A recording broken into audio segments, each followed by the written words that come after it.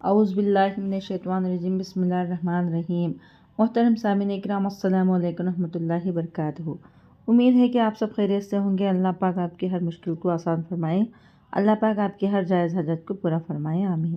آج ہم بات کریں گے خواب میں اندھیرے کو دیکھنے یا اندھیری رات کو دیکھنے کے حوالے سے۔ اس کی مختلف صورتیں ہیں اور اس کی مختلف تعبیریں ہیں۔ مثلاً خواب میں اندھیرا دیکھنا یا اندھیری رات کو دیکھنا یا اندھیرا دیکھنا وغیرہ۔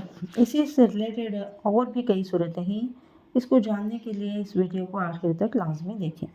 تو چلیے شروع کرتے ہیں ہم آج کے موضوع خواب میں اندھیرا دیکھنے کے حوالے سے یا اندھیری رات کو دیکھنے کے حوالے سے۔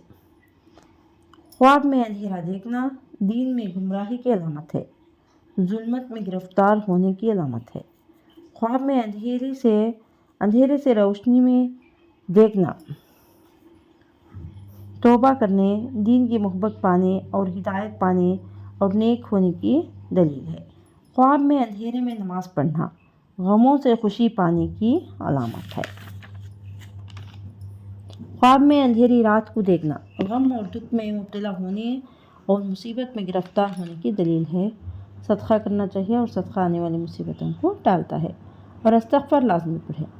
خواب میں اندھیری رات میں بھٹکنا دین میں کمزور کا باعث ہے، اسلام سے دوری کی علامت ہے۔